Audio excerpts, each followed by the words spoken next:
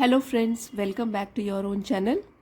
आज आपके लिए मैं एक बहुत ही इंटरेस्टिंग स्टोरी लेके आई हूँ और जिसका टाइटल है सूडस एंड हिज सन्स। तो ये जो सूडस है ये किंग का नाम है, राजा का नाम है। तो राजा सूडस और उनके बेटे। तो इसके बारे में कहानी है और स्टोरी सिंपल इंग्लिश में है। तो जो लोग सिंपल इंग्लिश वाला वीडियो देखना चाहते हैं वो देख सकते हैं। वोकेबलरी अच्छी है और सेंटेंस के स्ट्रक्चर्स भी आपको काफ़ी सीखने को मिलेंगे। तो आइए स्टोरी शुरू करते हैं। King Sudas had become old. देखिए यहाँ पे हैड के साथ वर्ब की थर्ड फॉर्म लगी हुई है। बिकम, बिकेम, बिकम वर्ब की थर्ड फॉर्म। तो जो स्ट्रक्चर है वो है पास्ट परफेक्ट टेंस में। और उसकी पहचान क्या होती है कि लास्ट में थे लगता है, था, थे, थी। तो और यहाँ उससे पहले वाला वर्ड गया था, गए थे, गई थी। तो इस तरीके से उसका स्ट्रक्चर होता है। तो king Sudas had become old. King Sudas बूढ़े हो गए थे। He had 3 sons. He had, ये तो है कि उनके पास क्या था, उनके 3 बेटे थे। ये वाला हैड है कि उनकी पोजेशन में क्या था, उनके पास थे या उनके थे 3 बेटे। ही felt that he should declare one of his sons as his successor। ठीक है। तो ये फेल्ट, फील का सेकेंड फॉर्म ऑफ वर्ब है, सिंपल पास्ट में है सेंटेंस। ही फेल्ट दैट, तो उनको लगा कि, क्योंकि अब वो बूढ़े हो गए हैं तो उनको लगा कि ही शुड डिक्लेयर, तो उनको अब शुड का मतलब हो गया कोई चीज़ करनी चाहिए। तो क्या कर देना चाहिए, डिक्लेयर, घोषित कर देना चाहिए। वन ऑफ हिज सन्स, जब भी वन ऑफ आता है सेंटेंस में उसका मतलब है कईयों में से एक, कई चीज़ों में से एक। और वन ऑफ के आगे जो नाउन है उसमें एस या ई एस लग जाता है क्योंकि एक की बात हो रही है, बेटों में से एक। तो वन ऑफ हिज सन्स, उनके बेटों में से एक, एज हिज सक्सेसर। सक्सेसर का मतलब होता है उत्तराधिकारी, मतलब उनके बाद कौन राजा बनेगा। तो वो सोच रहे हैं कि क्या करूं मैं इसके बारे में। He felt that he should declare one of his sons as his successor. तो उनको लगा कि हाँ ये सही वक्त है, अब उनको घोषित कर देना चाहिए कि उन्हीं के बेटों में से, जो 3 बेटे हैं उनके, उनमें से कोई एक जो उनका उत्तराधिकारी बनेगा। All of them were equally talented. All of them, ये जो है ये यूज हुआ है उनके बेटों के लिए कि वो तीनों बेटे जो थे उनके, वर, वो थे इक्वली टैलेंटेड। टैलेंटेड मीन्स प्रतिभाशाली, बहुत टैलेंट था उनमें। और इक्वली का मतलब होता है समान रूप से, मतलब सब में टैलेंट था, कुछ ना कुछ अलग टैलेंट होगा लेकिन सबके सब प्रतिभाशाली है। किसी में कोई टैलेंट होगा, किसी में कुछ अलग टैलेंट होगा। तो दे वर ऑल इक्वली टैलेंटेड, समान रूप से प्रतिभाशाली थे। ही लव्ड देम इक्वली। तो एक तो यहाँ बच्चों की बात हो गई कि सबके सब टैलेंटेड हैं, प्रतिभाशाली हैं। अब राजा के बारे में बात हो रही है। King Sudas, he loved them equally, वो भी इक्वली मीन समान रूप से उनको, देम वो तीनों बेटों को प्यार करते थे। The king wanted to put them to a test. अब ये जो है ये एक फ्रेज है, to put something to a test, that means परीक्षा लेना किसी चीज़ की। तो the king wanted to put them to a test, तो जो राजा थे वो चाहते थे उनकी परीक्षा लेना। और इसी के लिए कि मैं फिर परीक्षा लेकर चुन सकूं और सही व्यक्ति को चुन सकूं अपना उत्तराधिकारी। He asked his sons to go out in the world. To go out in the world means दुनिया में जाएं, घूमें, बाहर निकलें, इस किंगडम से बाहर जाएं, इस साम्राज्य से।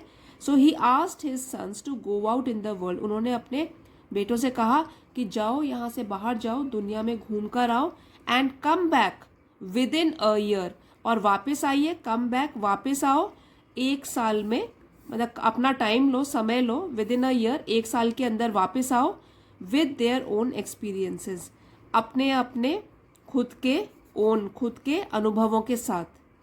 The king wanted to put them to a test. He asked his sons to go out in the world and come back within a year with their own experiences. The one who would come back with the most useful learning. The one मतलब आप तीनों में से जो एक, who would come back जो कि come back means वापस आएगा, with the most useful learning, most का मतलब है सबसे ज्यादा, यूजफुल उपयोगी, और लर्निंग सीख, सबसे उपयोगी सीख को लेकर जो वापस आएगा, वुड बी हिज सक्सेसर, तो वो होगा उनका उत्तराधिकारी। तो ये उनकी शर्त हो गई है कि जाइए और घूम के आइए, पूरी दुनिया में कुछ सीखो, अपने अनुभव कलेक्ट करो, और जब आप वापस आओगे तो जो जो सबसे अच्छा अनुभव लेकर आएगा, सबसे अच्छी चीज़ सीख के आएगा, वो बन जाएगा मेरा उत्तराधिकारी। The three obedient sons, obedient जो है वो एडजेक्टिव है कि मतलब सन्स, उनके बेटे कैसे थे, तीनों के तीनों आज्ञाकारी या obedient. Went off to distant land, went off means चले गए, और डिस्टेंट दूर दूर, लैंड्स हो गया देशों में, तो ये बोलने का तरीका है कि दूर देशों में चले गए वो लोग, तीनों के तीनों आज्ञाकारी बेटे उनके। दे विजिटेड एग्जॉटिक प्लेसेस, ये भी एडजेक्टिव है, प्लेसेस मीन्स जगह, देश, और एग्जॉटिक हो गया आकर्षक, तो उन्होंने विजिट किया, वो गए घूमने आकर्षक जगहों में। And reputed institutions, institutions means संस्थान, और ये संस्थान कैसे थे, reputed, it is also adjective, reputed प्रतिष्ठित संस्थानों में भी गए, तो जगह जगह वो घूम रहे हैं पूरी दुनिया में। The eldest son invented magic glasses, तो अब क्या हुआ, जो सबसे बड़ा, एल्डेस्ट तीनों में से सबसे बड़ा, उसने, जो बेटा था, उसने इन्वेंट किया, आविष्कार किया मैजिक ग्लासेस का, जादुई चश्मों का।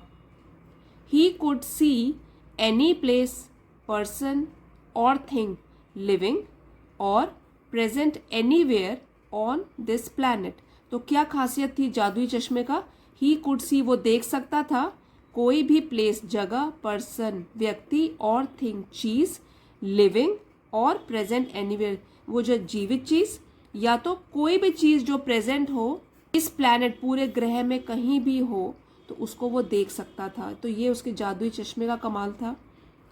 The second sun invented a magic carpet, और जो दूसरा बेटा था उसने क्या इन्वेंट किया, आविष्कार किया एक जादुई कालीन का, तो कारपेट को कालीन बोलते हैं।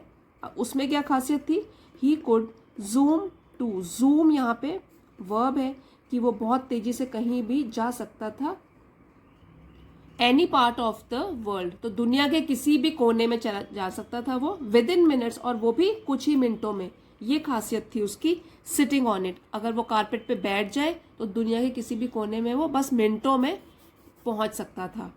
The third son invented a magical medicine, और जो तीसरा बेटा था उसने आविष्कार किया एक जादुई दवाई का, मेडिसिन इज दवाई, that could cure any disease, cure means ठीक करना, एंड डिजीज रोग या बीमारी, जो कि किसी भी बीमारी को ठीक कर सकती थी वो जादुई दवाई। They decided to go back home, तो अब जब तीनों ने कुछ ना कुछ अपने अनुभव इकट्ठे कर लिए हैं, तो उन्होंने डिसाइड किया, फैसला किया, टू गो बैक होम, कि घर वापस जाते हैं अब। The first son looked through the magic glasses, तो जो पहला बेटा था, लुक्ड थ्रू मतलब देखा, अब किसके थ्रू देखा, मैजिक ग्लासेस मतलब जादुई चश्मों के थ्रू उसने देखा, उससे आर पार देखा। And saw his father dying, उसको क्या दिखा कि उसके जो फादर हैं, पिता हैं, बस वो मरने ही वाले हैं या मरने की ही कगार पर है, मतलब फादर डाइंग। फिर second one offered his magic carpet, अब वो परेशान हो गए, तो दूसरे बेटे ने, जिसने कि जादुई कालीन को इन्वेंट किया था, आविष्कार किया था, उसने ऑफर किया, पेशकश की कि जादुई कालीन में बैठ के चलते हैं। एंड विद इन मिनट्स, बस कुछ ही क्षणों में, कुछ ही मिनटों में, इट ट्रांसपोर्टेड देम, इट यहाँ कारपेट के लिए यूज है, तो कारपेट ने उनको ट्रांसपोर्ट किया, पहुंचा दिया टू देयर फादर साइड, अपने पिता के साइड में, बस वो पहुंच गए पिता के ही बगल में। The third one took out his magic medicine, तो अब जो तीसरा बेटा था वो टुक आउट मीन्स बाहर निकाली उसने अपनी जादुई दवाई, and cured his father at once, और अपने फादर के पिता की बीमारी का इलाज कर दिया, एट वंस मीन्स जल्दी से, तुरंत। It was really a difficult choice, अब जब राजा ने देखा कि तीनों के तीनों बेटों ने मिलकर मुझे ठीक किया है, तो it was really a difficult choice. तो सचमुच में राजा के लिए क्या हो गई, वो एक बहुत ही मुश्किल विकल्प हो गया। चॉइस मीन्स विकल्प, कि किसको चुना जाए तीनों में से, और डिफिकल्टीज कठिन, कठिन विकल्प हो गया, अभी किसको चुनूं। All of them help to save him, क्योंकि सबने मिलकर ही मदद की थी उनको बचाने की, टू सेव हिम, उनको बचाने की। So he couldn't favour any one. तो जब ये अपॉस्ट्रोफी लगा होता है कॉन्ट्रैक्टेड फॉर्म, मतलब दो शब्दों को जुड़ा के हम लिख लेते हैं और डी आता है, उसको हम साइलेंट मानते हैं, कुंट, इस तरीके से प्रोनाउंस करेंगे आप। So he couldn't favour any one, तो इसलिए फेवर मतलब किसका साथ दिया जाए, किसको चुनूं मैं, वो नहीं कर पाए।